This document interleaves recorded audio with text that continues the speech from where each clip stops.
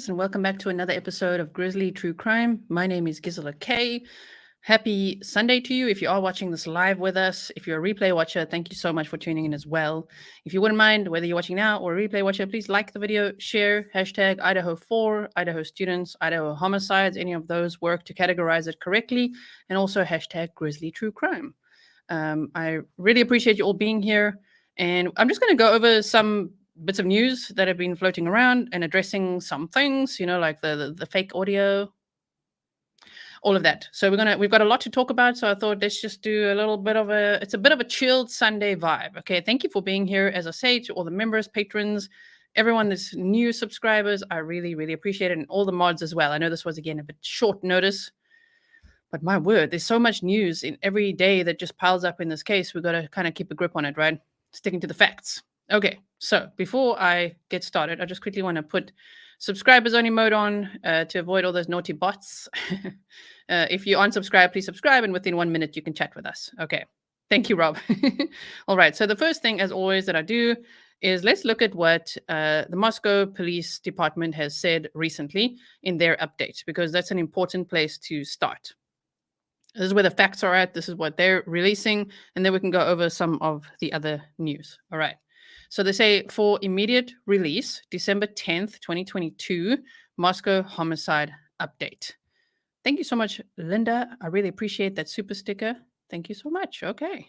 So December 10th, and today is, of course, the 11th. Okay, Moscow, Idaho. With commencement this weekend, there will be an influx of people coming in from out of town. Moscow Police Department and Idaho State Police will provide coverage on campus and in the Moscow area. As always, we want to remind the public to stay vigilant, travel in groups, and communicate with family and friends as you travel. If you have any information regarding the case, please email the tip line at ci.moscow.id.us, or you can call at 208-883-7180. We want to thank the public for their continued support. The investigation continues with the same amount of resources. Now, the reason they're saying that is because there were rumors going around that they've now, got a lot less staff working the case, and the case is going cold and all that. But the case is not going cold. Even the Delphi case wasn't cold. As long as tips are still coming in and the investigation's ongoing, I mean, it's not a cold case. So it's only been just less than a month now. Man, yesterday was a sad day. I don't know if you guys watched the graduation that happened at the University of Idaho, the graduation ceremony. Kaylee would have been there. I wish they had put her name on the list and honored her for a moment. That would have been really nice. But it was just sad to think she would have been there and she wasn't. Yes, so just remember always, as I said in my community post, if you missed that, the focus always in these cases to help everyone stay on track is, remember, this is about the victims and their families. So justice for the victims, not disrespecting the victims or their families or anything like that. So it just keeps us on track, right? Because there's a lot. This case has reached, it's high profile now, and now you're going to start seeing lots of activity online, lots of things, lots of false things being reported and stuff like that. Sonnen Kine said, is there a reward yet? No, there isn't. I have seen that there's been some investigators that have shared their opinions online of why there would not be a reward. One said that it makes the investigation look desperate, and they've got so many tips coming in that there is not a need for a reward right now. So maybe later there'll be a reward. And what did the other one say? I don't know. I found all the different opinions very interesting as well. Thank you, Bad Girl. You say, thank you for all your hard work. You are appreciated. Thank you so much. Okay, and welcome to all the new members as well. Okay, so they say the investigation continues with the same amount of resources. I'll show you just a comparison from one of the first posts to one of the latest posts on their website after this. They've got 6 detectives, 5 support staff, and a communication team. The FBI has got 46 investigators. That's more in Moscow and located throughout the country. 2 BAU investigators, Behavioral Analysis Unit investigators, and the Idaho State Police has 13 investigators in Moscow, 15 uniformed troopers assisting with community patrols, and ISP forensic services. You can watch an interview with the Moscow Police Chief James Fry released today. We'll watch those, okay? So they've got their own YouTube channel where you can see updates there. We will look at that. And then they say, as previously reported, Now, this is interesting that it's so specific. It means that they do have more. It's not just like we are looking for a white vehicle that we think is an Elantra. They say a 2011 to 2013 Hyundai Elantra. Investigators would like to thank the community and the public for recent information provided about the vehicle and the spike in tips. The FBI is prioritizing and vetting those tips for use in the investigation. The public is asked to continue to use the tip line to report any information about the vehicle. Calling in tips. Please be aware that this new call process, okay, there's a new call process, takes time and takes patience on behalf of the caller, and there are some prompts to follow. This is a national FBI tip line, and it's important to get all the way through to the prompts to reach the right agent to report the information. Remember, your tip may be the key to solving this case. Again, I give this law enforcement props for relying on the FBI's resources. They're like, well, they're going to be able to categorize all these tips a lot better than we can, a lot faster than we can as well. Bellhorse says, thank you for your exceptional work and integrity. Thank you so much. I really appreciate it. So there they say, detectives remain interested in speaking with the occupant, brackets, maybe plural, of a white 2011 to 2013 Hyundai Elantra with an unknown license plate. Tips and leads have led investigators to look for additional information about this vehicle being in the immediate area of the King Road residence during the early morning hours of November 13th.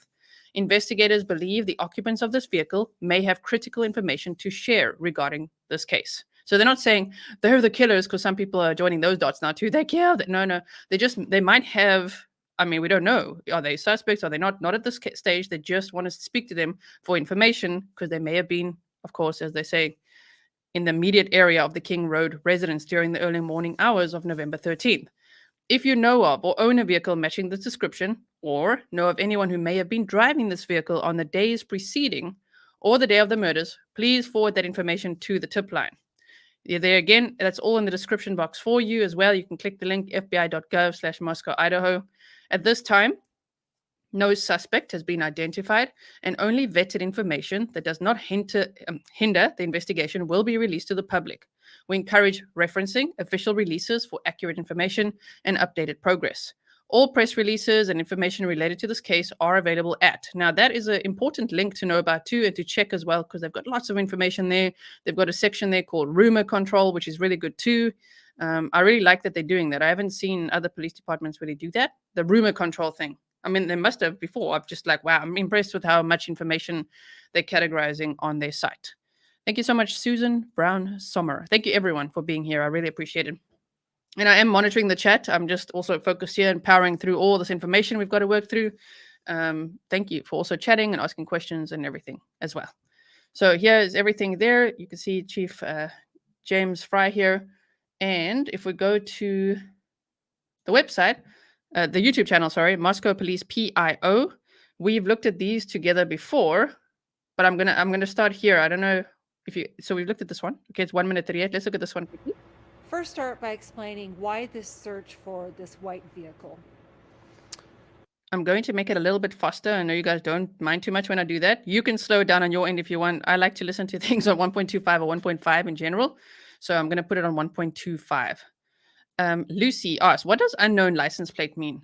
I mean, it means they don't know. They probably can't make it out from the footage being nighttime. So they don't know. Maybe that's what it means. I mean, it could be that they couldn't see the license plate clearly. It could mean an illegal license plate. It could mean no license plate, a foreign license plate. We just don't know. They haven't actually specified. Thank you for your question. Okay, let's go here. So we have information of a white vehicle that was in the area either during the time frame of the homicide or around the time frame of the homicide, and we are just wanting to talk to the individuals who are in that vehicle. They may have some valuable information for us, and we're looking for a 2011 to a 2013 Hyundai Elantra. So any assistance you can give us, anybody that owns one, anybody that knows of someone who owns one or may have been driving one, if you could get a hold of us through our tip line or call us directly, we'd appreciate that. This body cam image and the white car, is this a white car investigators are looking for? So the body cam image that is out there from an officer who was on a call with alcohol offense does have a white vehicle in it. This is not the vehicle that we are looking for. So we want to clear that up with all news media. So just in case you missed the update of what they're saying here, that is not the white vehicle. You know, when the body cam footage came out and I mean, I had John Kelly on the show. I completely missed the analysis of the whole body cam footage doing it myself. But by the time that I was getting to it, they were like, nope, that vehicle that you spot in the background is not the white vehicle they're looking for. So I'm like, okay, that's not it. Nevertheless, the body cam footage was very interesting. It was another alcohol-related incident, but that is not the one they're looking for. So in case you missed that, now you know. Media. And finally, the tip line, the process. What do you want to tell the public about that? So the tip line now will go to an FBI call center. We've done that because we started receiving many tips, and that call center can categorize those, and they can send those tips back to investigators so we can follow up and make sure that we continue with our investigation. Okay, so and then let's look at the next one here quickly. This one. Appreciate everybody's help that has been sending in those. We'll start with the white car. How many tips are coming in, and how are police using them? We've had an amazing amount of tips come in on the white car. We appreciate everybody's help that has been sending in those tips, and investigators are vetting those, and they're following up on those, and the response has been very great. We appreciate all the help from across the nation and our community. In some cases, we're hearing that people are borderline being harassed by speculation and rumors out there. What are police doing about that? But what we want people to know is that individuals who are being harassed in this situation, people need to be careful, because some of it's happening online, some of it's happening through phone calls and in person, and people could be charged possibly in the future if it continues to a point where it reaches a criminal element. And we saw that happen recently in the Delphi case as well, where a YouTube content creator had threatened the judge, contact the judge, say, if you don't give me this information, then this and this is the threat or whatever. And then the judge, it's not just because of that, but the judge ended up recusing himself because of phone calls made and threats made directly to them and their family being doxxed online and all that. So it does happen, unfortunately. So I'm glad that they are addressing it head on now already as well. What can people do to help that situation? I think number one, just call us anytime that there's any of that happening so that we can deal with that immediately. And what about the information? What is being done to make sure the information that is out there is not causing speculation and rumors? There's been a lot of speculation and rumors, and what we want to say is we're the official source of information. We want people to pay attention to what we're putting out there, because that is accurate information, and anything that comes from other sources is either rumor or speculation, and we want to put an end to that as soon as possible. Okay, so there you heard it. I also want to quickly go here. There's a channel called, I think they're called Surviving the Survivor. I just want to double check that.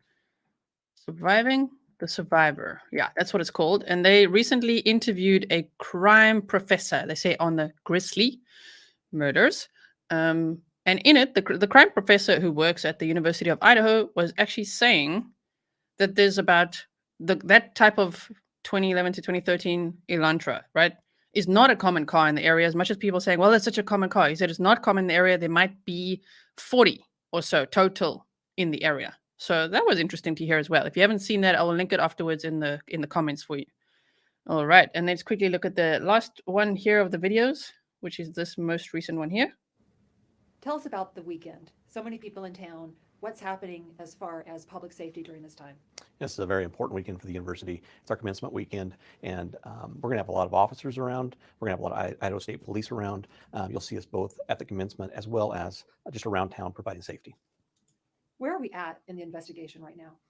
We're working steady on the investigation still. We're still receiving tips. We're still receiving items in from down at the lab. Things are continuing. We're still pushing forward, and we're at the normal process of investigation. We're still doing a lot of interviews, and I'm talking to a lot of people. What about the number? So remember, the toxicology reports are also not in yet. I mean, that's 6 to 8 weeks is what they said initially, and it's been about a month since the murders happened. So even that's still happening. So I don't know why people are like, oh my word, it's becoming a cold case. Why? And say, why haven't they found the suspect? What is happening? Like, it's just this world we live in, with social media, the instant gratification, the dopamine hits, what's exciting, what's happening, where did they catch, it's just not, it just doesn't work like that, of people involved at this point?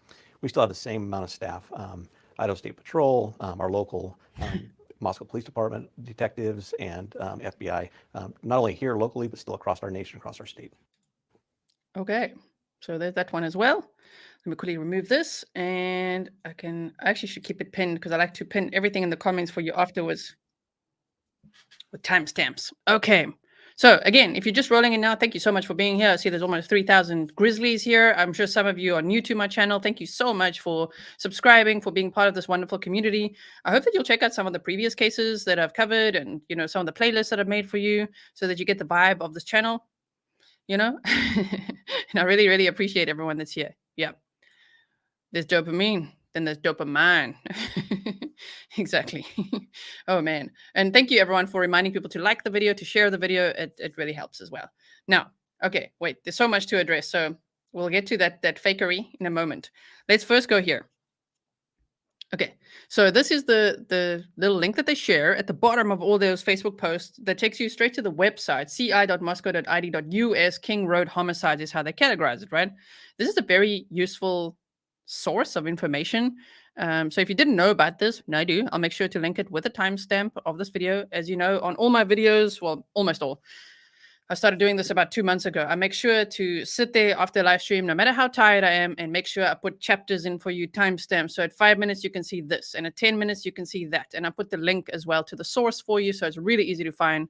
So if you ever feel like, well, I'm watching this now, at what point is she going to talk about blah, blah, blah, just check the timestamps in the pinned comments. Okay. So, yes.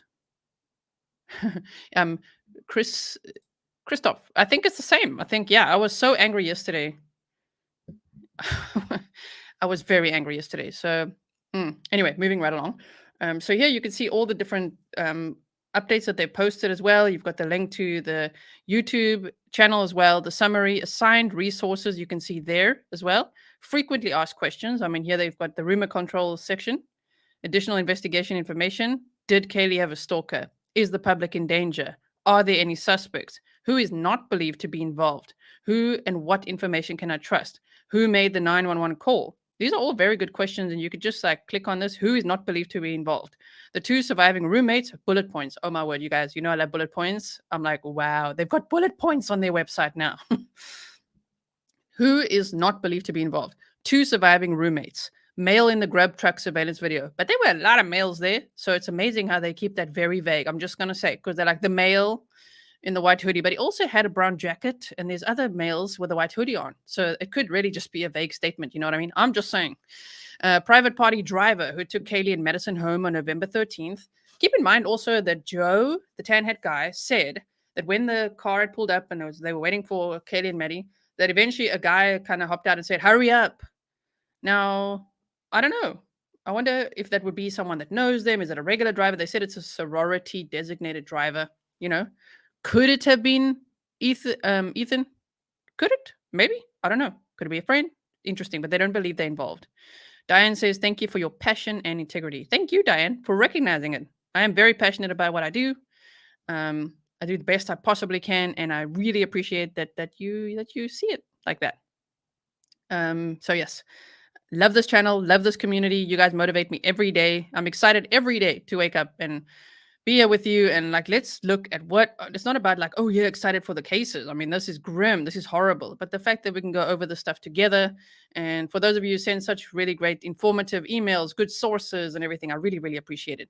Okay, so also the male Kaylee and Madison called numerous times during the early morning hours of November 13th, which we know is Jack D, the ex-boyfriend of Kaylee.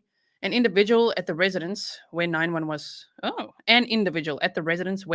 was called. Okay, so not all of them. And sorry, I misread it. Any individual, I must zoom in, hold on. There you go. Any individual at the residence when 911 was called. And we're going to talk about the door as well, the front door being open. I know it's on my thumbnail. We're getting to it. So no individuals there, none of the 2 roommates, the male, so not Jack D, they don't believe.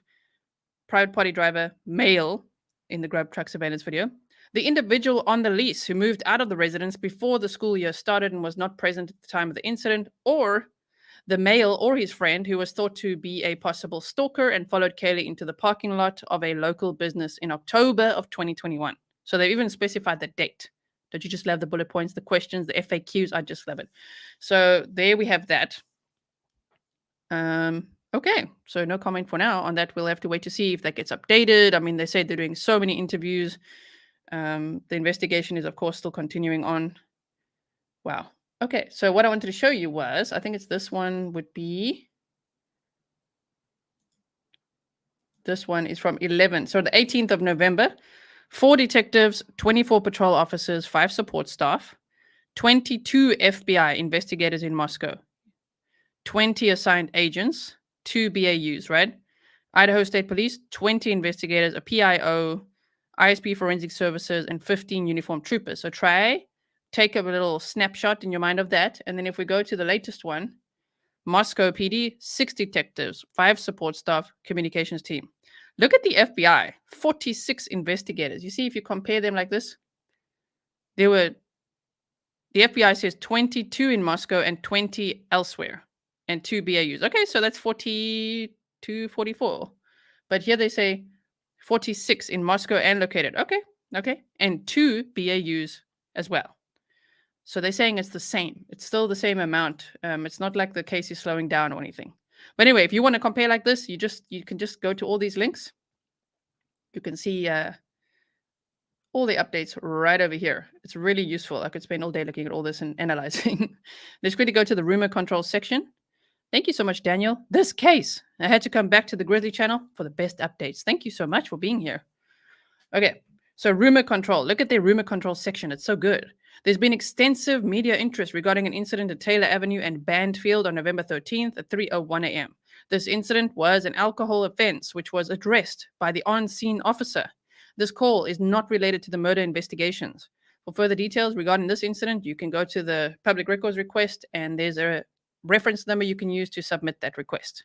We have not changed our belief that the murders were a targeted attack. However, investigators have not concluded if the target was the residents or its occupants. Something that, debunk time, says Vanachim. We're going to start with bullet points here. Exactly, debunk time. When John Kelly was on the show before the time, we spoke for about 20 minutes before the show and about half an hour after the show. And in that, he had actually mentioned, which I don't think he mentioned on the show, was, well, how do we know the university wasn't targeted? You know, it could be the residents, the occupants, or the university. However, I think because they say here, target was not, they're not saying if it was the residents or its occupants, they're still keeping that very vague as well. There have been media requests about a September 12th incident regarding an argument between a group of people walking. We know about this one, right? The Paradise Road one. No connection between the individual involved in this incident and the current murder investigations. Okay, so we've seen all the other ones. We've gone over it before, so I'm not going to waste your time and go over it. I'm rather going to just link it if you want to go and check out rumor control. Then, wait for it. we've got a whole show going on here. Wait, we're going to look at that. I wanted to show you this. My word, 2 weeks ago. This is how they're marketing the house to be rented. And I'm like, this feels a bit soon to say fabulous location right next to campus. Like, oh my word. And to see, I also wanted to show you this because you know the picture we looked at with the supposed blood running down the kitchen cabinet and onto the countertop? Apparently, if you look at pictures from when they were initially investigating the scene and everything and through the windows, that stuff wasn't on the countertops. So now it's being said that isn't actually blood and would make more sense because how the house is located, the layout and everything, it would make no sense that there's blood there. So they're saying it could be stuff they use to, look for fingerprints, to spray it down for evidence. It could be someone knocked over a coffee pot, all kinds. But it's more than likely not blood. Okay. So I hope you guys are following all the little updates. Yes. Okay. Welcome to any content creators that are here as well. Thank you. If I'm missing it, sorry about that. Welcome. So here they say fabulous location right next to campus. And this was updated 2 weeks ago. About this property, a 6-bed, 2-bath, 3-story home has more living space than you'll know what to do with. What? Tiled entry, large, newly updated living room with laminate flooring and a nice private, okay. Lots of large windows throughout the home, bright open rooms. Bedrooms offer plenty of privacy with a varied floor plan. I know that rent has to happen. I know the university must go on. I know there must be a graduation. I know they need to promote the university too for the next semester. But damn, a lot of this just feels like, oh my word, I feel for the family, What? Just Me says, where did the third floor windows go? Large kitchen has a dishwasher and sliding doors onto the back patio. Washer, dryer included. Large driveway with plenty of off-street parking. Tenants responsible for all utilities and a monthly $75 grounds fee. Rent terms, they've got all of their $2,095 and everything. Pet policy, cats not allowed, dogs not allowed. Contact us to schedule a showing. Fabulous location right next to the campus, a house in Latah. Wow. And here they also say it's a city. Moscow is regarded as a safe suburb on the eastern edge of Idaho, nearing the state of Washington. Well, be careful these days, you know. Be careful in any case. I'm hyper vigilant wherever I go. I've always been that way. But you know, as I say, my father was a police officer, so I've literally been trained to be that way. And then I've also been through a lot, so it's like PTSD vibes and all that. I'm just always like, oh my word. But I just feel like it's a little bit of false advertising, like fabulous house. I mean, what if people do go there and they don't know what happened there? They're going to find out very quickly, right? My word. It's not an old ad because it was updated 2 weeks ago. Alina says, have they said there's any possible connection with the peeping Tom that was just arrested? You know, I don't understand why it was reported all over the, the Facebook groups and on the news as a peeping Tom, because when I dig into his actual court records, I honestly, let me just take this off for a second. I cannot see that he was a peeping Tom. He seems like a stabby boy in his trailer, and alcohol problems, abandonment issues, mental health problems, all of this. And he has got a previous murder conviction. But I do not see any sign of him being a peeping Tom. But they haven't actually added him to be ruled out. And as we know, if you saw my community post, oh my word, the coroner, where's that article? I've got so much lined up here for your economy. Look at it. Here we go. Oh boy, this one got me a little bit like, sorry, what? And people try to calm me down on Twitter. If you're not on Twitter, join on Twitter. Sometimes I vent a little bit over there. Okay. So I just got to slow the chat just a little bit more. Sorry about that, everyone. All right. So this is what they say. Okay, now the coroner is a registered nurse and an attorney. Those are her official qualifications, even according to her LinkedIn page. So they say, okay, so the point is she's on the list of public defenders and they get assigned. And I believe there's about 3 in the area or something like that. So she got assigned to this case. But that guy who got arrested 1 mile away from the house had 2 knives in one pocket, 1 knife in his hand, tried to strangle his wife, was trying to, trigger warning, was trying to cut himself.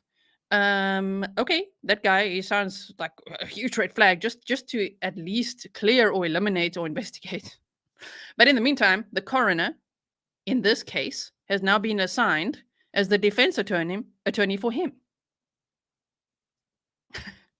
And I'm like, sorry, what? Frisco chick says, still trying to figure out Twitter. I need a tutor. Don't worry. I felt like that a year ago and now I can't live without it. Honestly, all the news happens there. There's a really great Grizzly community there as well. So I hope that that you guys make it over to Twitter and follow me at Grizzly Gizzler. Okay. Coroner who ruled 4 University of Idaho students were stabbed to death is also a defense attorney for a killer arrested a mile away from murders for stalking wife around the house with a knife.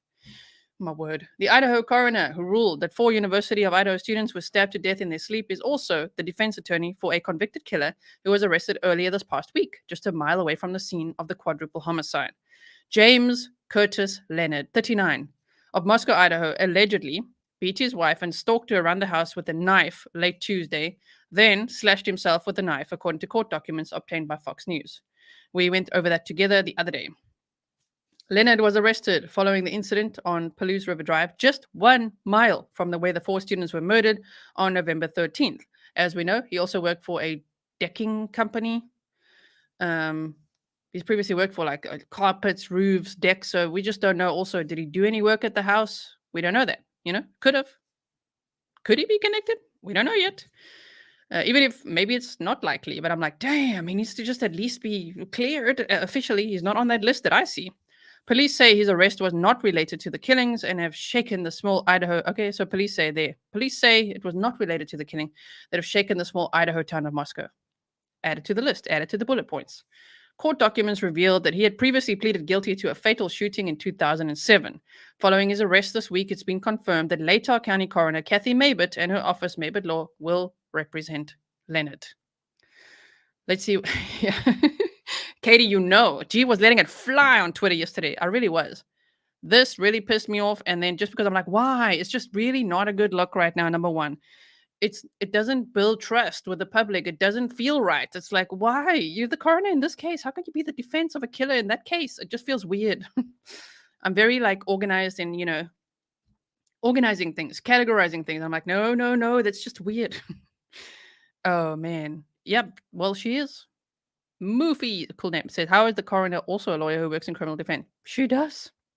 And she's the one that said toxicology reports won't even be important in this case. I'm like, come on. They're important. The investigation is still ongoing. Right? Yes, that's the supposed peeping Tom guy. Yes. Okay. Huge conflict of interest, you guys say. So they say court documents reveal that he previously pleaded guilty. We saw this, right? So he has been convicted of murder. He was just let out early. Here he is. We looked at him. We looked at him quite a bit also when John Kelly was on the show. He's all bandaged up. The injuries were self-inflicted on his arms. They say Leonard's arrest comes as the college town of Moscow remains focused on the unsolved murders of Kaylee Goncalves, 21, Maddie Mogen, 21, Xana Kernodle, 20, and Ethan Chapin, 20, which happened in November about 1.3 miles downhill off of the next crossroad.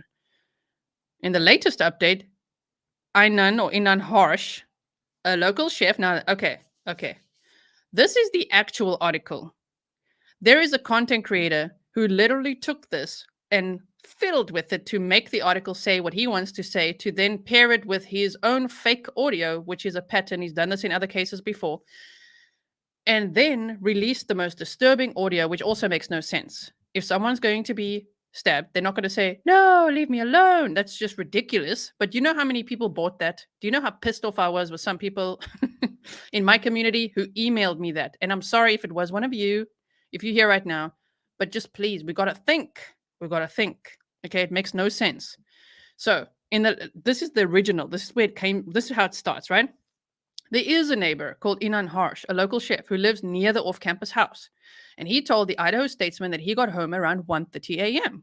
on November 13th. And as he began to fall asleep around 4 a.m., he heard what sounded like a scream coming from the area of 1122 King Road, the Statesman reported. But he thought it was from a party and not from anything sinister. I didn't think anything of it, Harsh added. After what happened, I've definitely had second thoughts. Maybe it was not a party sound. Now, the problem that people are having is, which again, this is all on Twitter. If you want to follow there's other stuff that happens there on Twitter that even doesn't come to YouTube. What happened is, his original post on Facebook, he talked about it on November 15th, saying there was no sound, there was no trace, there was no evidence. Now he's edited that post from November 15th and said he's removed the no sound part. Now, I'm not trying to be harsh on him, harsh on harsh. Let's not be harsh on harsh, because maybe all this time he's like, well, surely the cops are going to know, right? People are going to know. Maybe he just felt now brave enough to come forward and say, well, actually, there was a bit of a sound. We're not going to fault him for coming forward, right? So that's fine. He's come forward and thinks he heard a sound, and maybe it was a party sound. I just feel like a scream, if someone's being attacked, would sound different to a party sound, right? Yeah, exactly. Kay Roach says, content creator, literally creating whatever content he wants. I still wonder if Daily Mail will sue his ass or something, because he literally took a Daily Mail article and made it his own. I'm like, whoa, I didn't even know you could do that. I'm going to show you Iked Mel's video in a moment to show you how that was done. Okay. Grammy says, neighbor's very sketchy too. And this thing, the new information of the front door being left wide open, at 8:49 a.m. already, a neighbor saw it. Now, which neighbor is that? Is that the same neighbor that heard the sound, or why is this coming out so much later? However, if we listen to the Twitter spaces that Vinny from Court TV had with Chanley, a reporter, they already reported on November 19th that the front door was wide open. So we are going to look at that, okay? So here they say, I didn't think anything of it. After what happened, I've definitely had second thoughts. Maybe it was not a party sound. Nearly a month after the killings and just a mile down the road, ex-convict Leonard was arrested in an unrelated case and charged with domestic battery and traumatic injury, aggravated assault, attempted strangulation, and felony injury to a child. So he definitely is a loose cannon. It's good that he's behind bars. I actually really hope he doesn't come out again. Another coroner is defending him. Oh, my word. His defense attorneys are Kathy Mabott and Nicholas Smiley with Mabott Law. Mabott, who's both an attorney and a nurse, is also the Latah County coroner and was elected to office in 2006, shortly before Leonard's 2007 manslaughter case. His defense attorney at the time was Sunil Ramalingam, is now a judge. Leonard shot and killed Tyler Lee outside the house in Genesee in 2007, according to an affidavit. He claimed it was self-defense and told police that Lee had previously threatened him with bats, machetes, and other things. Okay, so let's not get too much into this case. They say it's unrelated, but oh my word. So it's just the thing that the coroner is now his defense attorney. I'm like, to me, it feels in poor taste. Maybe that's just how it works there. I don't know. My word. Okay. So I just want to quickly go here. They're looking for the car. They say your information, whether you believe it's significant or not, might be the piece of the puzzle that helps investigators solve these murders. Police have said they believe the murders happened between 3 and 4 a.m. on the morning of November 13th. A neighbor said that the front door, which gives access to the floor where the two victims' roommates were staying, was open at 8:30 a.m. on November 13th.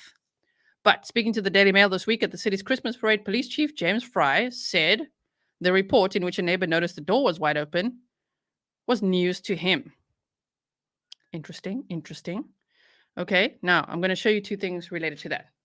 Number one, we're going to go to here. Thank you to Matt for sending me this. Yeah, it's here. Okay, so let me quickly boost this so that it's nice and clear for us. And we boost. Here we go. This is from Core TV's Twitter Spaces with Vinnie Politan and Chanley. Okay, so it's at the point I put it at 50 minutes and 25 seconds. It's coming up any minute now where they're going to talk about, this was from November 19th, the door being wide open. That people are like, why did it take till noon? And from my perspective, it was two things. Once we learned the layout of the house, okay, they could be on one of the floors where they didn't know or hear anything. And they're college students. I have two sons who are college age, and sometimes it's tough to get them to get out of bed before 11:30, 12 o'clock in the afternoon. And that's during the week. This is a weekend. So that's another part of it. But Chanley, what thoughts do you have about that time period that there wasn't a call to 911 until noon? Right. That's been something a lot of us in the media have been trying to hammer and ask the investigators more details about who called 911. Was it a roommate? Was it someone else? And they aren't saying who called 911 for some reason. The front door was found, or when the police responded here, the front door was wide open. So I'm not sure how that would have happened, if that was by the perpetrator or maybe one of the roommates had left the home to meet the police out front. I don't know. But yeah, see? That is what was reported. I remember I heard it somewhere. I'm like, where did I hear it? So thank you to Matt for helping me find it. Sometimes on Twitter, I ask you guys, can you guys help me find that clip or this again? And I'm always amazed. There's like a whole bunch of Grizzlies on Twitter there that help me find lots of things. So thank you so much if you are following me on Twitter. So that was November 19th. Chanley was saying, well, when the police got here, they were saying, well, the front door was wide open. November 19th. Okay. Those are questions we don't have answers to. The police have said that the roommates were in the home. They were unhurt. And there is a report. I did read a report where I believe an official told a news outlet that it was not a roommate that called 911. Okay, so they cleared that up later. I just wanted you to hear the November 19th talk about the door being wide open. Welcome to all the new members. Welcome, everyone. And yeah, I don't know if that door was wide open at that time. Wow.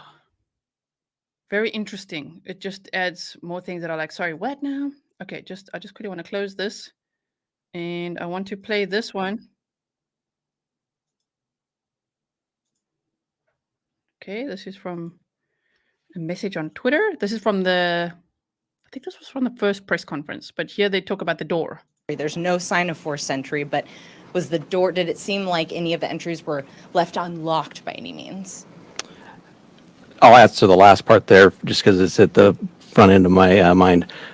We're not 100% sure if the door was unlocked, but there was no damage to anything, and the door was still open when we got there. So that's what they said. The door was, this is from the first press conference, the door was still open when we got there. Now, I don't know, at some point, then it became like, okay, well, they suspect the killer went in through the sliding door, right? But that's not being like 100% confirmed. I know that Kaylee's dad also said that, but law enforcement has never 100% confirmed that, yes, he absolutely went through the sliding door, and they've never confirmed exactly where he exited either. it's interesting here that they say the door was wide open. It could mean the front door. It could mean the sliding door. We just don't know. But now it's being the neighbor saying, "Well, I did see the front door wide open at 8:30 in the morning." That's very interesting, right? Yes, Rob says the suspect may have left it open. Uh-huh. Yep. Army Wife says this case has turned into a circus. I hope that you come here for the facts, the bullet points, and yeah, not the circus stuff. I agree. It happens in every high-profile case, unfortunately.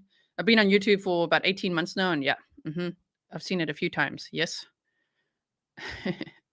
Okay, sorry, I just want to address this one unrelated thing. John says, Netherlands lost to Argentina. My condolences, Grizzly. Luckily, I'm South African, you know what I mean? I'm voting for Morocco. The underdog. Love it. Okay, moving on. Sorry for World Cup talk in a true crime case. So, door. Okay, I just quickly want to see something else. Ooh, what is that? What is that? Okay, very nice. Someone sent me something else now. Just let me see. 2 minutes and 40. 2 minutes and 40. 2:40. Let's just hear what he says here. Oh, yeah. That was about the door. Okay, thank you. Thank you for sending me that. The person knows who they are. Okay, so the door wide open thing. So now you know the neighbor came forward. There's a neighbor that came forward and said, well, I saw the door open at 8:30. It's very interesting. We don't know more about that. I could see that there's receipts for it. Court TV. They were talking about the door being wide open on November 19th. In the first press conference, the police chief said, well, when we got that the door was open, maybe they do mean the front door. Okay. So that's that. Then what happened was, now we're going to look at Iked Mel's video. What happened was, there's a content creator that has done this in many cases, including this one. But the problem is that when they get called out, number one, they just block you. We're all blocked now on Twitter. Myself, Iked Mel, Cinema, and everyone else has been like trying to call this out. And they just get better and better at what they do, because this was the next level of the fake stuff happening. So that audio that you heard, there was an audio going around of a neighbor. There's like huffing and puffing, and then a woman's voice saying like, no, leave me alone. That stuff. That's disturbing. One, there's no empathy for the parents at all. I mean, the parents would be sent this and like, oh my word, is this your daughter? Is this your daughter? Think about it. It's so disturbing. And as I've said on my community post today, there's a pattern. When there's a case, it becomes high profile, right? It's like suddenly it's quite a viral case. That is when this person usually will come in and then start stating major speculation or their own content they create as fact. They did it when they said Brian Laundrie was streaming from a forest. Brian Laundrie was streaming from the woods. From a boat. From the woods, on a boat. The parents helped him escape. Talked about Gabby's corpse being found, and that's how they kind of worded it. It was so horrible. All kinds of stuff. Those are just little examples. And now again, we see it with this case where that audio, as in the Gabby Petito case, they take something from somewhere else, like from the past, from the archives, and they make it their own to suit the case that they're covering. And then they report it as fact. Okay. Karen, thank you so much. You say, thank you for all you do, G. You are a diamond. Thank you so much. Yes, Vandercham, puck them. So I don't do drama, I don't do crama, and I don't usually talk about it. I'm talking about it because I'm disappointed that people were sending it to me, and I'm like, okay. Firstly, when things are breaking, exciting, huge, crazy, amazing, just careful. Take it with a grain of salt. Always keep your laser beam focused by focusing on the victims and their families. And think about how the stuff would impact them. It must be incredibly disturbing. And I find that when a case is so disturbing, there's no answers now. Everybody's panicking. It is like mass hysteria. We got to steer that ship cool and calm through those waters, right? That's my analogy that I use. That's how I feel when I'm covering cases like this. And there's going to be some crazy stuff happening. We got to just stay focused, stay the course. It could be, I don't want to say it will be, but it could be years. It could be 5 years, 10 years. It could be 5 months. It could be 2 days until there's answers. We just don't know. Just got to steer the course and be patient. Always, right? So what I'm going to show you here is Iked Mel's video. I've linked it already in my description box, but as usual, I'll link it with a timestamp and everything, because here he's showing the content creator that did this, the lens they go to edit an article. They edited a Daily Mail article to make it look like it was the real thing, added in a sentence with an HTML link or whatever. And so, so I just find it, I'm going to just say this. Yeah, Grizzly laser focus, okay? Steering our ship in the rough waters, okay? What I found so disrespectful is that the content creator, um, yes, was saying a blood curdling scream and laughing, kind of giggling about it and being like blood curdling scream as if it's something exciting. This is not a horror movie. They definitely play on people's vulnerability, on their mental health, on the paranoia that's happening. There is mass kind of paranoia about this case. What could it be? Who could it be? Is everyone safe? Who's it? Who is this monster that did it? Of course, we want to know. The problem is when you then release horror content, that's what I categorize it as, to play on people's fears, to play on their nightmares, to make our worst thoughts come alive. You know, it's just, and then you call it a blood curdling scream. I was so pissed. I'm sorry, you guys. I was so pissed. Cindy said defense attorneys have no choice. Thank you so much. Exactly. That's what people were saying. They just got assigned. It's just unfortunate, right?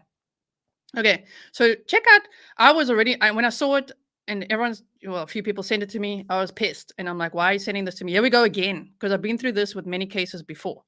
Do your homework. Look at the previous stuff the content creator's done in general. Okay. And be careful of getting that dopamine hit. You know what I mean? Oh, so exciting. Can you believe this? Look at this. Oh, my word. Shocking, brand new information. Just careful with it. Careful. Chill.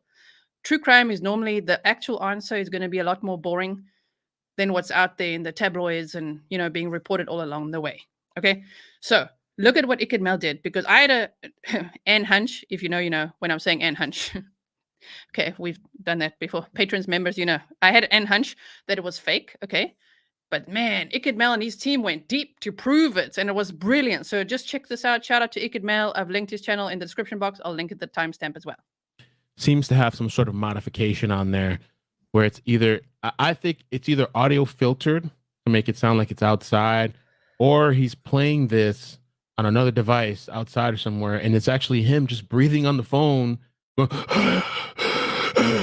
Now, the source of the audio, that's a whole nother thing. If you go online and you look up, I have to give a huge warning on this. Don't go watch it yourself unless you're prepared, because it's like a woman that seems to be having this domestic violence situation going on, and her and some guy are screaming, and the guy hits her. It looks like she starts bleeding, and that's where this audio comes from. If you look up Jewel Rancid live stream takes a turn. Okay, so what I'm going to interject here and say is, yes, this content creator goes and finds old content. Now, how disrespectful is it to the victim in this DV case number one? Okay, you're going to see me get a bit angry and snarky now. I'll try to hold the reins on myself. I'm so protective of victims and their families. Okay, I'm just like, no. This is just beyond unethical. Never mind. What about Daily Mail? Aren't they angry? But now, what about this victim here? Her audio is being played and linked to a quadruple homicide. And then people will send it. Don't doubt it. People are going to send that link to the parents of these victims. Say, listen to this. Was it your daughter? People do that. People are quick with their instant gratification. Look at this, look at that, see this, see that. So please just be less impulsive in sending stuff to me. Okay, think before you link. Okay, but here it is. I'm so proud of them for finding the source of it. In the Gabby Petito case, someone also found the exact source of the Instagram live that was supposedly Brian Laundrie, and they found the exact source of the forest footage that they found as well. Okay, so here you go. You can find that audio. And thank you, Lisa, for finding that and sending that information to me. Now, there's a whole thing that's weird with that couple as well, because I've seen multiple videos from that couple that looks like it's either fabricated or they're trying to put on a show. It's very weird. Maybe that'll be a whole nother topic. So one more time, I'm going to do the audio, and then we'll get to the next point. I don't even want to play it. I'm sorry. Stop it! No, I hate it. Okay, so here's going to talk about the HTML, how you can manipulate it and demonstrate. Article clearly, and this whole part here is fabricated. Yes. And I can tell you why. I have a multitude of reasons why. People from Discord, people from the Twitter community, they've reached out to the reporter that wrote this article. They tagged the reporter, they tagged the Daily Mail here, they tagged Joseph Morris, which I hear Joseph Morris on Twitter now, he's blocking anybody that questions him about this. Including me. This article and the authenticity of the audio. And so this person here replied and tagged Daily Mail, wondering if you can enlighten inquiring minds as to whether this highlighted piece was originally part of your article. seems suspect to me as I read the article online and never seen this highlighted part. Looks odd, like it's tampered with, to be honest. Guy that wrote the article replies back, yes. Okay, so someone here says, Sarah Moon, people who follow this kind of creators deserve what they got. I'm just disappointed that some Grizzlies do. I can see in my analytics who watches what, okay? In case you didn't know, as content creators, we can see which channels you're watching. Not specific individuals, but in general. And I'm like, why are people watching this and sending this to me? Like, I just feel like I have a completely different work ethic. Why would I ever be interested in this? You know what I mean? Yeah. Okay, so here we go. Fake news, yes, tampered. Another thing, I went and pulled up the article as well myself. I pulled up the exact portion that this guy has, where it says Moscow Chief Police attends, and it has this whole thing. You can pause it and go back and forth if you want. This whole part here does not exist. What I suspect this guy did was on this second line here, he added the first line. If you And then Mel's about to show us how it's done, which I'm like, damn, that was actually terribly easy, horrible. go back here, you see on his fabrication, these two parts, the victims and the three women, that's combined together. It's supposed to be separate on the original article.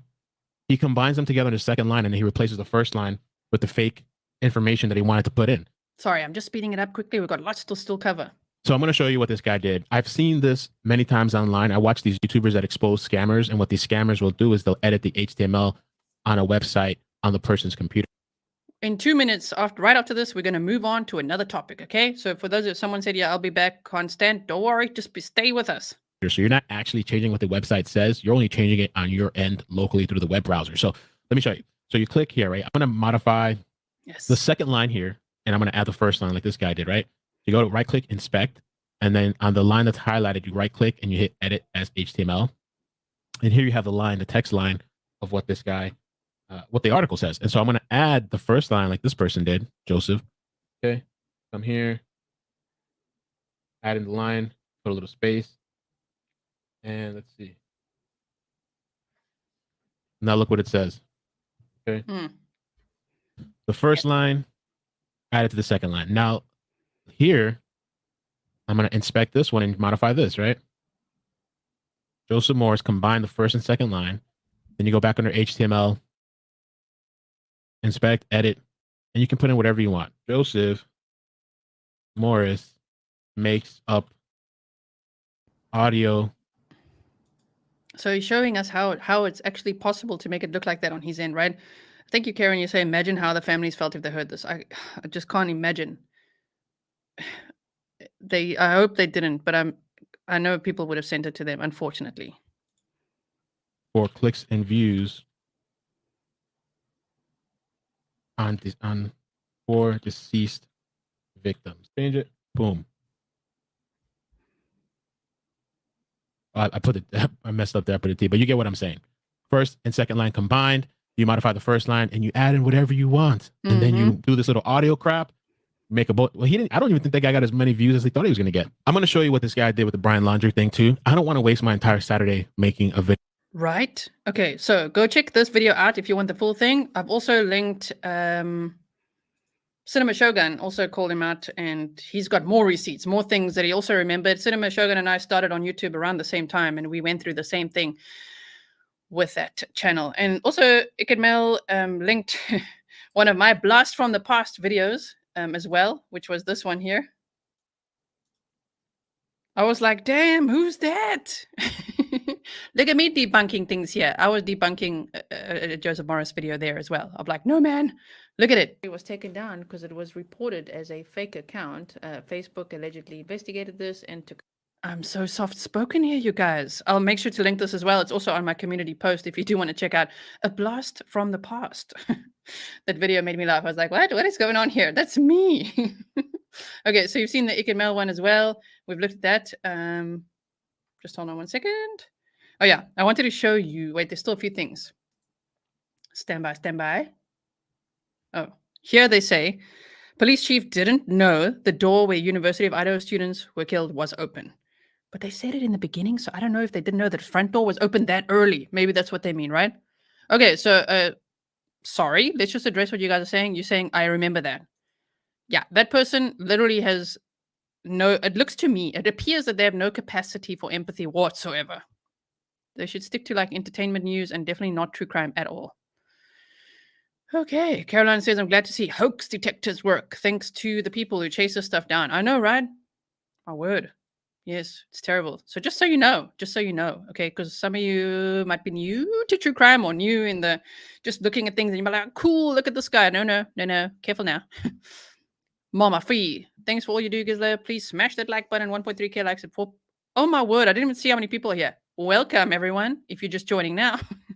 Thank you so much, Mama Fee. If you're just joining now, we are discussing all the updates from the Moscow PD. The front door, this report of it being open around 8:30 a.m. Very interesting. If true, we saw it already reported by Court TV on our Twitter Spaces on November 19th that the door was wide open. So that was interesting. And we're just going over a couple of updates, like, the coroner being a public defender and assigned to the case of that other guy who was arrested a mile away from the home. So here they say police Chief James Fry appeared taken aback when asked about an unnamed neighbor's claim that the door wasn't shut about 8:30 a.m. November 13th, the day Kaylee Goncalves, Maddie Mogen, Xana Kernodle, and Ethan Chapin are believed to have been killed in the early hours. He says, I'm not even sure where that came from, to be honest. Fry told the Daily Mail on Thursday, adding that it was the first time he'd heard anything about an open door. But then we saw that clip where he talked about the door was still open. So that to me means that he was referring to the sliding door, right? Very interesting. Nonetheless, I don't really know what to think right now. Maybe they're just keeping it vague on purpose. Welcome, Grandma Bunny, and all the members that are joining. Sorry, I think I missed one or two earlier. And again, thank you all for being here. We won't be too much longer. I don't want to keep you on a Sunday. I'm very appreciative that you are here with me if you are live. So, I mean, yeah, very interesting. Right? Scenario 1977 says the true crime community needs to banish this Jomo the clown and once and for all. Glad I caught a live, G. Well, I mean, yeah, I don't know what we can really do. Unfortunately, they block and carry on, and with the next case and the next case, they might just do it again. Okay. Sven says, Grizzly, do you have a theory personally? Based on all the information, sure, as I go along. But I mostly don't really share my theories and thoughts because it's based on the little we know, which I know the public only knows 5 to 10% of what's really going on in a case. Sometimes I share more thoughts and speculations and things like that behind the scenes, which would be on Patreon live streams or members streams, just to kind of chat it out and snark a little bit and, just share a little bit more openly what the hell is going on here. But mostly I've shared, if you check my last 2 or 3 videos and live streams, yep, I've shared a lot more there. So check it out if you haven't yet. And myself and John Kelly went over quite a bit as well. So I hope you will check that one out as well. Okay. Hi, hello says, I love how you're just getting more and more followers. I recall when I know. Hi, hello. Do you remember when they were 18? 18 OGs in my live streams in my beginning days. If you start a YouTube channel, treasure those days, okay? I tell Mr. Grizzly the same. Treasure those days because, damn, they're really fun when it's just like a little crowd. It's really fun now too, but like it's hard to keep up with everyone, right? Tend to watch the live chat replay and I miss a lot. Okay, so we've got the front door one. Yes. Oh yeah, I wanted to show you this little clip of the graduation. Oh man. I really wish don't you wish? We can only wish, right? I wish they made a speech for Kaylee or honored Kaylee or let her. She was the one to graduate here in the semester, but I wish that they had let her parents be there, pick up a degree or whatever. It's just so sad, right? Celebrates its newest graduates.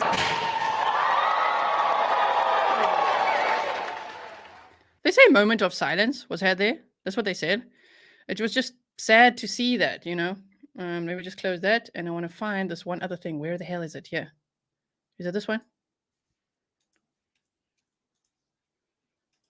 Sorry, oh yeah, this video.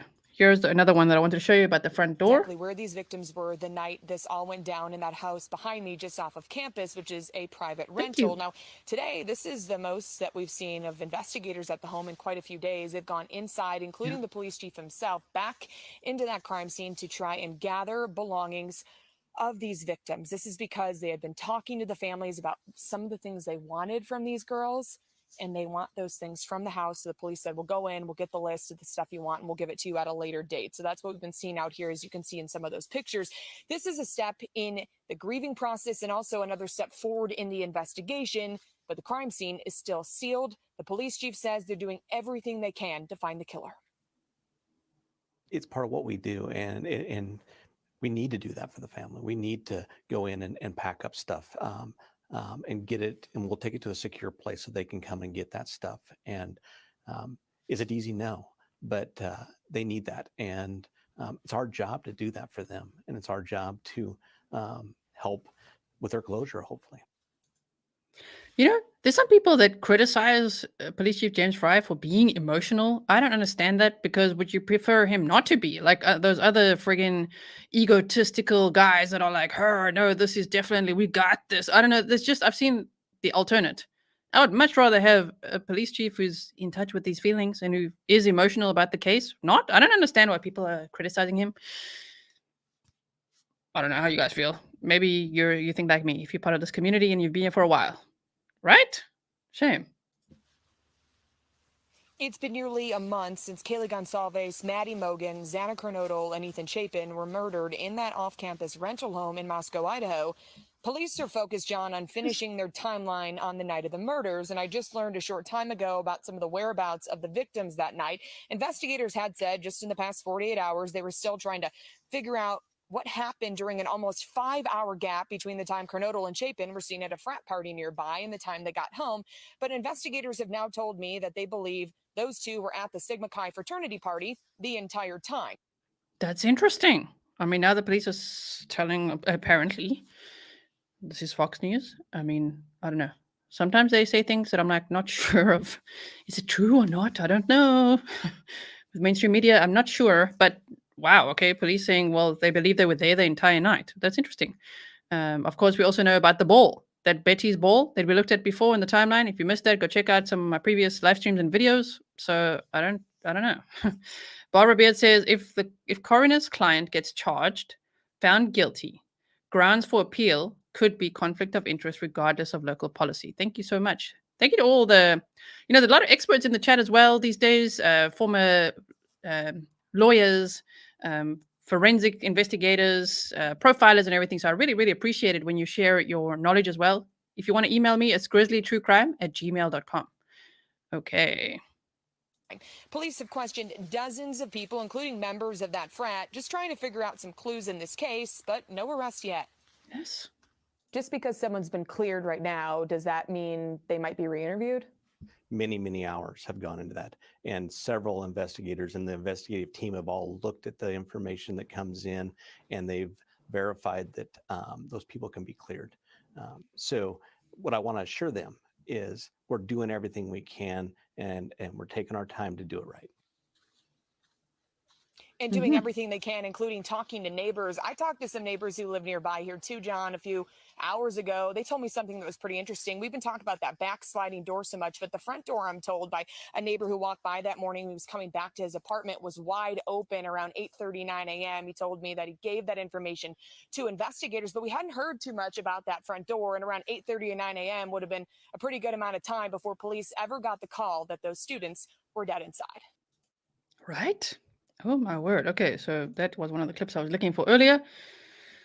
Oh my gosh. Okay. And then I want to show you as well. A lot of people are going on about this too. They say 5 plainclothes investigators just left the murder scene. They offered no comment and drove away in 2 vehicles, one with a plate. Now, I want to hear your guys' opinion on this. What do you think it means? Everyone on Twitter, what does this mean? But I'm not sure what they were checking for or doing. This was right after they'd taken some personal belongings out of the victims to return to their families, to just give them some comfort, some of their stuff, which I think is really sweet. I would assume it's all the stuff that, like if it's in the closet, it's got nothing to do with the investigation or something. Maybe that, because some people are very worried now. Like, why are they giving that out already? But they've obviously been able to give some stuff back that has been cleared to be able to give back, right? Okay, so check this out. Can you tell us why you're back inside? Can you tell us why we're back inside tonight?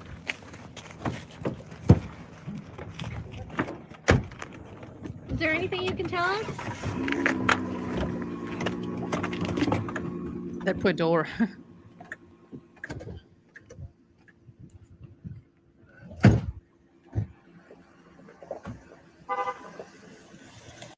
Even in this shot, you could see how very close that Sigma Chi fraternity is. You know, it's like really, there it is. It's so close. Oh my gosh.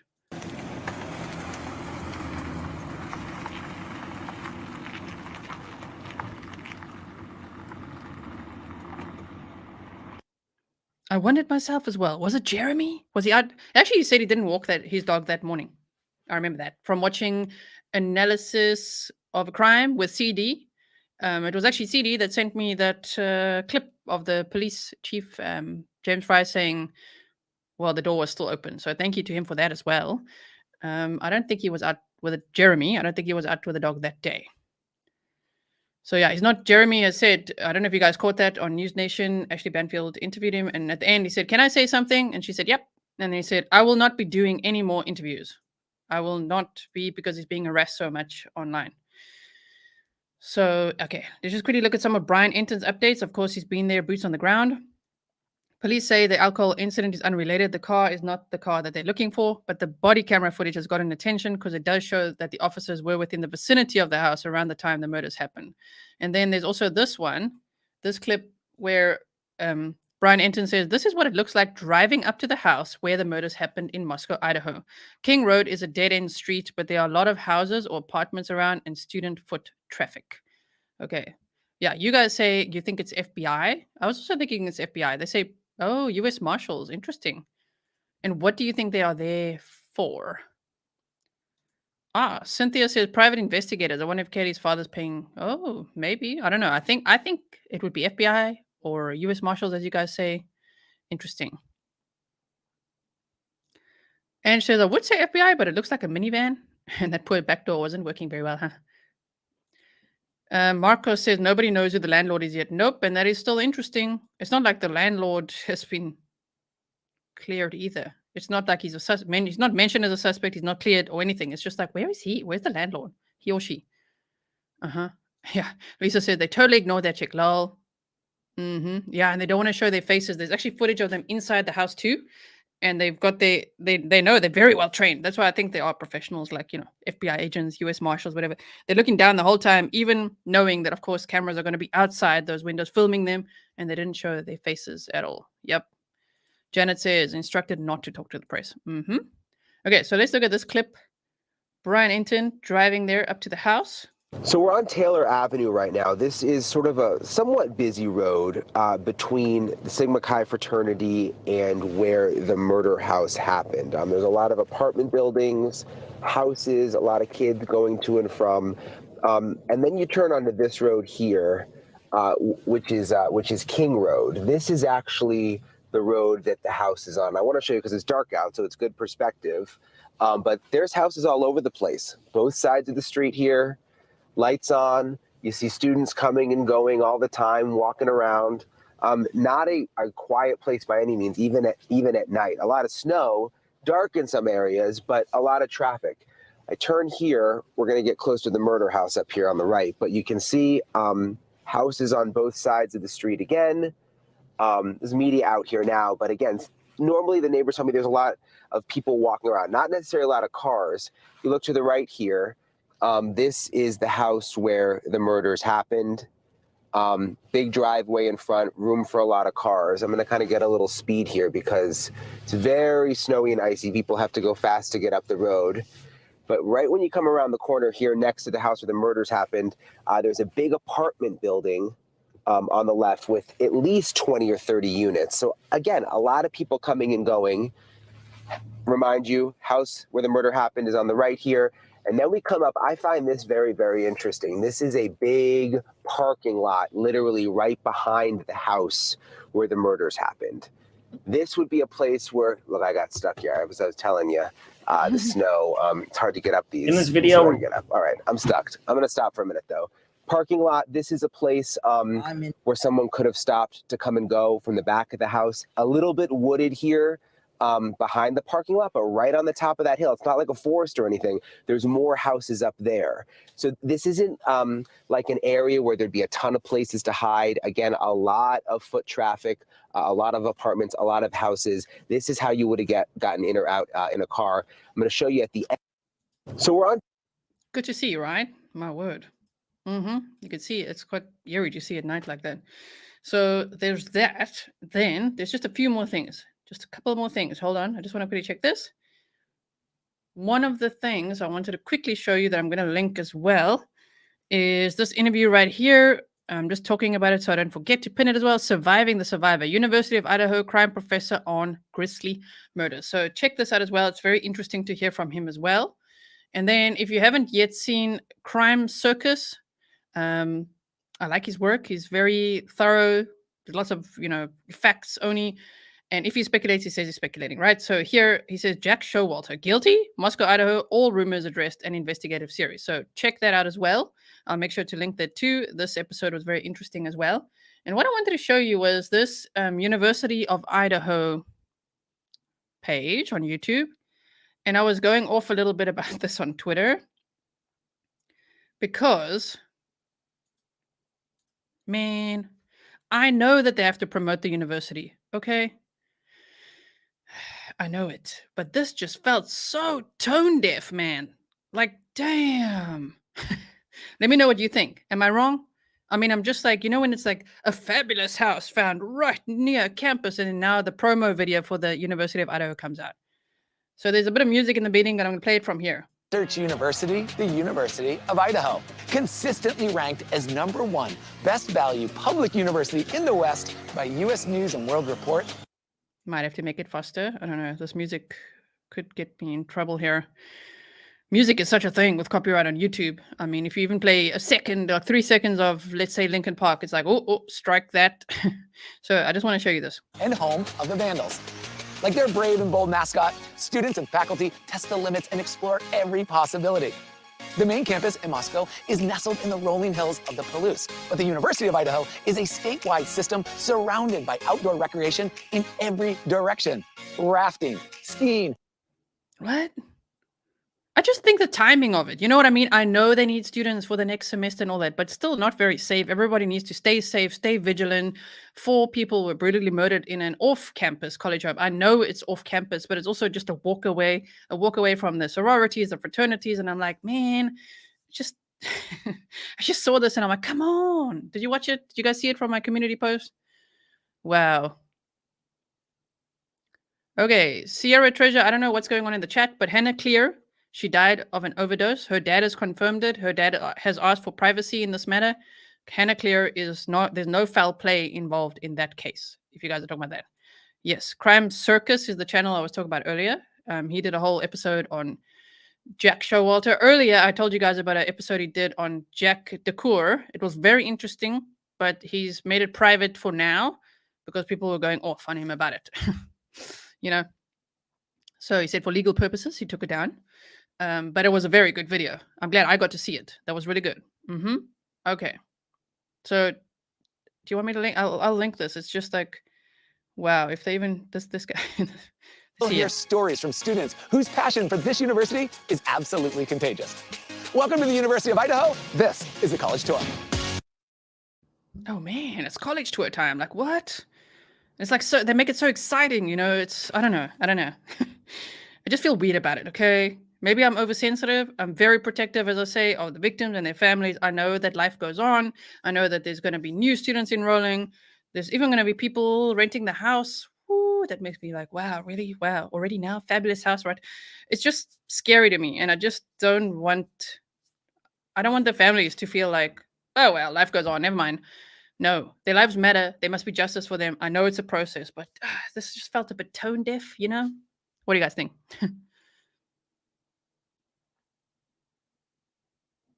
Old video, loan screen. Yeah, but they only released it now. They literally released it 2 days ago. This is old filming the video, but releasing it now as a promo 2 days ago. Just not the time. Yeah, okay. So yes, that's what I could say on that. Let me just double check that I haven't missed anything. I think I pretty much covered everything I wanted to cover with you today in the Sunday stream of just like, let's go over a few things. Just hold on. We've got that. We've looked at the car. Yes. Okay. I think that's pretty much everything, actually. Yeah, let's look at this one quickly. This police chief speaking right after removing the personal items from the house. Trying to get stuff back to the family so that they can have some closure. Oh, my word. What did you guys kind of take out? Was it specific things the family wanted? Some of the things that the family wanted and just other belongings that were there. And I missed the first statement you made, sir. What was that? We just went in to gather belongings so the family can have some of that stuff. Yesterday you talked about, I can't imagine how difficult it is for you. Last time you guys were here, it was a horrendous crime scene. To have to go back into the house, what was that like? You know, we have a job to do. And I said yesterday that we're going to do our job. We're going to do it to the best of our ability. And we owe this to the family. We owe this to the victims. We owe this to our community. So we're going to continue on. But we'd like to get going now so that we can... Chief, just real quick, are there any updates today with the investigation that you can share? At this point in time, I don't know that because I haven't been there, but I'll be there later and maybe I can answer that question. Oh, man. I also don't know why did none of them have beanies on? It's so cold, oh my word. So here's where they were taking the personal items out of the house. They say like shoes and clothing and just things like that. Can you imagine? I know that it's man, it's like part of the healing process, but it's so sad as well, right? Like receiving items like that back must be so hard. I haven't seen Kaylee's family do another interview recently. Have you guys? If you see any more, please send it to me, or if the other family members or anything like that, please send it to me as well. My email is grizzlytruecrime@gmail.com, or you can contact me via my website, grizzlytruecrime.com as well. Any links that you need there, whether you're looking for, Patreon, membership, coffees, PayPals, all the stuff that people ask me a lot on email, it's all on my website, grizzlytruecrime.com. Okay. I'm just checking what you guys are saying. Jerry says, landlord updated the website, we can't send condolences. MJ says, removing items from an active crime scene? I find it very odd. They're about to clear the crime scene, they say, right? $4.99. Thank you so much to Mom of 4. Thank you, Gisela, and Mods. Great show. Thank you so much, Mods. I really appreciate it as well. I was just checking if there's any other clips that we haven't seen yet together. They were looking at that. Okay. No, that's about it for today. There's, of course, lots of little updates. And as I say, if you want lots of little updates, it would be really great if you followed me here on Twitter, because I share a lot over here. You can see it's at Grizzly Gisela, Grizzly True Crime, at Grizzly Gisela. So twitter.com/@GrizzlyGisela. Yes, we've got Grizzly beanies now too. Speaking of beanies, mine is on its way. Can't wait. And this was interesting. You see, this is stuff, it's more speculation, but it's interesting that I put stuff on Twitter sometimes that I'm not reporting on here, or share stuff there. Thank you to Paige Turner. Have finally settled on your channel. There are so many negative creators. Happy holidays to you and your hubby. Thank you so much. I really appreciate it, and I will pass on the message to him as well. So here, this person says, okay, I got this information from another group. So speculation warning. Allegedly, a 2013 white Elantra was put up for sale at a small little corner used car lot in Western Washington State a couple of days ago. Carfax showed it was reported stolen from another dealer in Eastern Washington on 11/2/22. A bit strange. It was then put up for sale only after law enforcement announced the vehicle they were looking for. So here you can see as well, 2013 Hyundai Elantra, GLS Limited, sedan, 4-door. Okay, so stuff like that, very interesting. So if you want to follow along with some of those type of things, Ikid Mail's counting the dislikes on that creator. 1.6K dislikes, that was this morning, 3.2K dislikes now. So here I'm asking about the World Cup. So yes, I like football and the World Cup and all that. So go over there if you want to vote. And yeah, you could see me just going off a little bit here. Okay, just going off a little bit. You could also see Fury with the Christmas lights and all that on Twitter.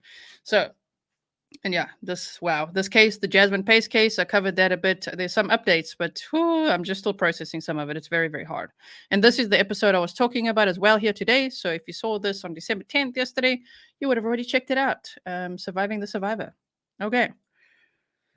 Wow. Okay, let's see what you guys are saying before I go. Barbara says, wow, excellent lead on the vehicle. Right? It could be interesting. And I hope they've sent it. I think people have sent it into the tip line already. So yes. Okay.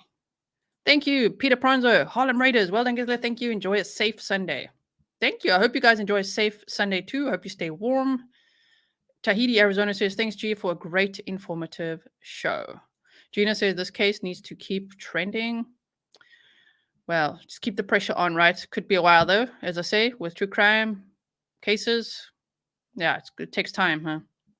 Okay, if you like the way I present true crime, please hit the thumbs up as well. If you could share this as well, hashtag Idaho4, Idaho Homicides, hashtag Grizzly True Crime. Tag me on Twitter. I am on Facebook too, but I don't like Facebook, so I'm not there much. I'm mostly on Twitter, and I'm here on YouTube. I also have a TikTok. I have a second channel called G&T. I'll be making some content on there again very soon. So if I get troll comments and things, I reenact it over there. I get snarky over there. So go check out that channel, G&T. And yeah, I hope that you guys stay warm, have a happy day, enjoy time with your families. It sounds really like doom and gloom to say, and I don't mean it like that, but just like we never know how much time we have on this earth, and we never know how much time we have with our families either, our loved ones. So hug them tight, spend time with them. Have a brilliant day, and I'll see you again soon. If there's any news, I'll be here. And yeah, I'm monitoring a whole bunch of cases. So I'll be back soon. Thank you, mods. Appreciate you. And thank you to everyone who supported the channel today with super stickers and becoming members and all that. Check out the community tab if you are a member. There's stuff there for you. Check out the members only playlist as well. And thank you to everyone who's made it over to Patreon. That's really a great way to support the work I do. Thank you, Faye Vibes. Okay, time to play the outro. Bye, everyone.